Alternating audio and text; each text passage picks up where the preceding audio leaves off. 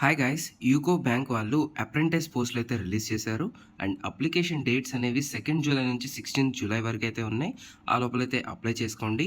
And వీళ్ళు ఎలా apprentice పోస్టులు స్టేట్ వైజ్ ఎలా రిలీజ్ చేశారో, ఎన్ని రిలీజ్ చేశారో ఇక్కడైతే ఇచ్చారు. ఇవి ఒకసారి చూడండి.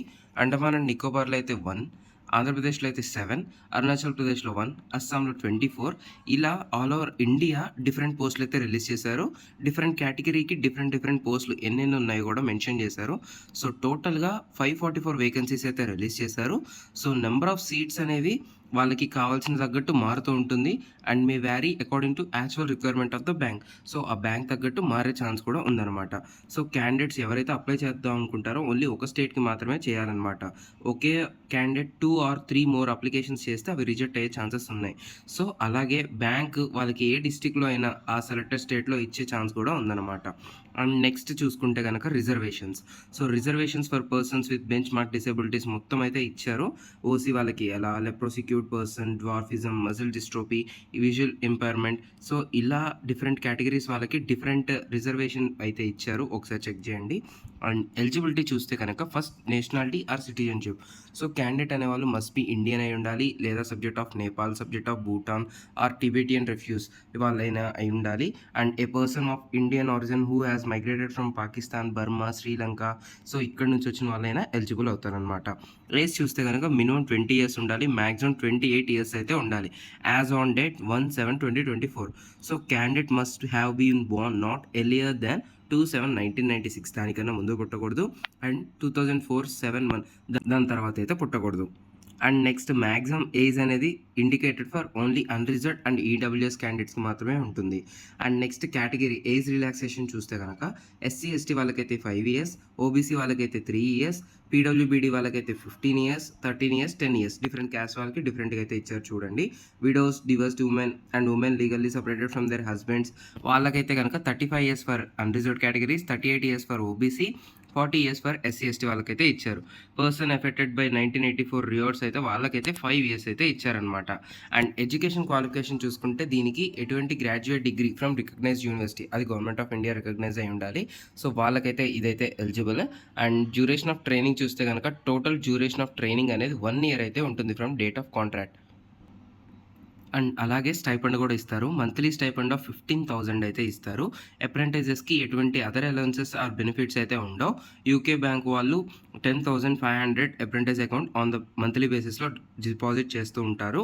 అండ్ గవర్నమెంట్ షేర్ 4,500 ఉంటుంది. సో టోటల్గా మనకి 1,500 అయితే మన బ్యాంక్ అకౌంట్కి అయితే వస్తుంది. Test of local language. Candidates ఎవరైతే అప్లై చేద్దాం అనుకుంటారో ఆ పర్టికులర్ స్టేట్లో వాళ్ళు must be proficient in reading, writing, speaking and understanding అనేది పక్కా ఉండాలి. అప్పుడే వాళ్ళకి ఇదైతే తీసుకుంటారనమాట.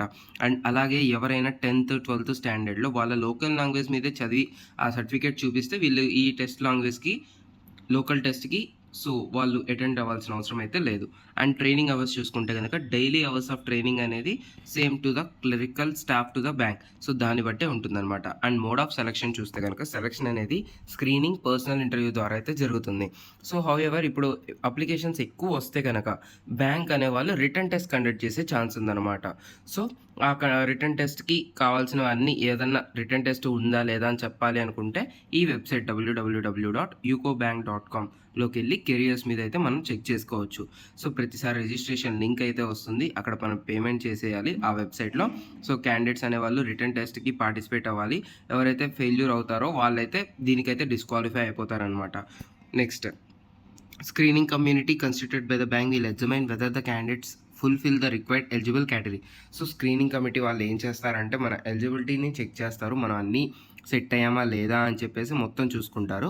సో మినిమం మార్క్స్ అనేవి ఇంటర్వ్యూలో కానీ రిటర్న్ టెస్ట్లో కానీ రావాలి. మినిమం క్వాలిఫైయింగ్ ఇంటర్వ్యూ కానీ రిటర్న్ టెస్ట్ అనేది బ్యాంక్ వాళ్ళే చూసుకుంటారు ఎంత ఉండాలి అని చెప్పేసి. అండ్ మెరిట్ లిస్ట్ని కూడా స్టేట్ వైజ్ కేటగిరీస్ వైజ్ తీస్తారు. సో క్యాండిడేట్స్ అనే వాళ్ళు టెస్ట్లో బాగా వచ్చిన వాళ్ళని డిసెండింగ్ ఆర్డర్లో ఇన్ రెస్పెక్టివ్ స్టేట్స్ బట్టి క్లాసిఫై చేస్తారు. అదే కనుక ఇద్దరికి సేమ్ మార్క్స్ వస్తే ఏజ్ని బట్టి అయితే క్లాసిఫై చేస్తారు. అండ్ బ్యాంక్ వాళ్ళకి రైట్ అనేది ఉంది. ఏంటి అంటే సెలక్షన్ ఒక ప్రొసీజర్, కానీ దాన్ని ఎలా మార్చుకోవాలనేది వాళ్ళ ఇష్టం. సో సెలక్షన్ అనేది వాళ్ళ బట్టే జరుగుతుంది, దాన్ని మోడిఫై అయితే చేసుకోగలరు. అండ్ బ్యాంక్కి ఎనీ అప్లికేషన్ని రిజెక్ట్ చేసే ఆప్షన్ కూడా ఉందన్నమాట. So engagement of selected candidates ఈ subject to his or her being declared medically fit. So ఎవరైనా మెడికల్ ఫిట్ ఉంటేనే వాళ్ళైతే తీసుకుంటారనమాట. So state category wise wait list అనేది మెయింటైన్ చేస్తారు. For 1 year from the date of result వచ్చిన దగ్గర నుంచి చూసుకొని దాన్ని బట్టి మనకైతే ఇస్తారనమాట. అండ్ అదర్ టర్మ్స్ కూడా కొన్ని కేటగిరీస్ అయితే ఇచ్చారు, ఒకసారి చెక్ చేయండి. అండ్ తర్వాత ప్రొసీజర్ ఫర్ అప్లికేషన్ వచ్చేసి, సో క్యాండిడేట్స్ ఎవరైతే అప్లై చేద్దాం అనుకుంటారో దీనికి personal email ID and contact number అయితే ఉండాలి. సో ఇది మొత్తం యాక్టివ్గా ఉండాలి, ఎందుకంటే వాళ్ళు మనకి దీంతోనే కాంటాక్ట్ అవుతారు కాబట్టి. సో హౌ టు అప్లై చూస్తే కనుక, ఫస్ట్ క్యాండిడేట్స్ అనే వాళ్ళు register or complete its profile on NATS portal. So NATS పోర్టల్కి వెళ్ళి ఇక్కడైతే మనం స్టూడెంట్ రిజిస్టర్ ఆ స్టూడెంట్ లాగిన్ మీద అయితే మనం రిజిస్టర్ అవ్వాలి. సో అది అడిగిన డాక్యుమెంట్స్ అన్నిటిని మనం ఇక్కడైతే సబ్మిట్ చేయాలి. సో క్యాండిడేట్స్ అనే వాళ్ళు ఆ basic information, education details, communication details, training details అయితే సబ్మిట్ చేయాలి. అండ్ ఆ నాట్స్ పోర్టల్లోనే మనకి ఇన్స్ట్రక్షన్స్, గైడెన్స్ అన్నీ ఉంటాయి. సో రిజిస్ట్రేషన్ అయిపోయిన తర్వాత యూకో బ్యాంక్ అప్రెంటిస్షిప్ ఎంగేజ్మెంట్ అనే ఆప్షన్ మీద అయితే క్లిక్ చేసి అప్లై చేయండి. సో అప్లై చేసిన తర్వాత క్యాండిడేట్స్ అనే వాళ్ళు అప్లికేషన్ స్టేటస్ని అప్లికేషన్ మేనేజ్మెంట్ ద్వారా అయితే మనం చెక్ చేసుకోవచ్చు. And name of the candidate అనేది కరెక్ట్గా ఉండాలి అప్లికేషన్లో. ఆ మార్క్ షీట్లో సేమ్ ఎలా ఉందో అలానే ఉండాలి. ఎటువంటి చేంజ్ ఉన్నా కానీ డిస్క్వాలిఫై అవుతాము. అండ్ అప్లికేషన్ అనేది ఎనీ ఇన్కంప్లీట్ ఉంటే మాత్రం అది కూడా రిజెక్ట్ అవుతుంది. సో క్యాండిడేట్స్ అనే వాళ్ళు అప్లికేషన్ చేసేటప్పుడు నీట్గా కేర్ఫుల్గా అయితే చేయాలి. అండ్ అలాగే ఎనీ చేంజ్ దాని తర్వాత అయితే చేయలేము. సో జాగ్రత్తగా చేయండి. అండ్ అబోవ్ ప్రొసీజర్ అనేది ఓన్లీ ఫర్ అప్లయింగ్కే పనికొస్తుంది. So no other mode of application ఆన్లైన్లోనే మనం చేయగలం, పైన నాట్స్ పోర్టల్ ద్వారానే. మిగతా ఎటువంటి అప్లికేషన్స్ వచ్చినా అవి రిజెక్ట్ చేస్తారు. అండ్ అలాగే క్యాండిడేట్ ఒకటి కన్నా ఎక్కువైతే పెట్టకూడదు, మల్టిపుల్ పెట్టినా రిజెక్ట్ చేస్తారు. సో ఎనీ ఇన్ఫర్మేషన్ అప్లికెంట్తో పెట్టింది ఏవైతే ఉంటుందో వాడికి ఆ కన్సిక్వెన్సెస్ వాడు బేర్ చేయాలి. తప్పు చేస్తే కనుక వాడు బేర్ చేయాల్సిన ఛాన్స్ అయితే ఉంటుంది. సో రిజెక్ట్ అయ్యే ఛాన్సెస్ ఎక్కువ ఉన్నాయి. సో నీట్గా అప్లికేషన్ స్టార్ట్ అయ్యింది. అండ్ నెక్స్ట్ జనరల్ ఇన్ఫర్మేషన్ అయితే ఇచ్చారు, ఇది ఒకసారి చెక్ చేయండి మొత్తం. అండ్ అనౌన్స్మెంట్స్, సో మనకి ఏ డీటెయిల్స్ కావాలన్నా ఆ వెబ్సైట్ www.ucobank.com అందులో అయితే మనకి సబ్మిట్ చేస్తూ ఉంటారు, చెక్ చేయండి. Thank you.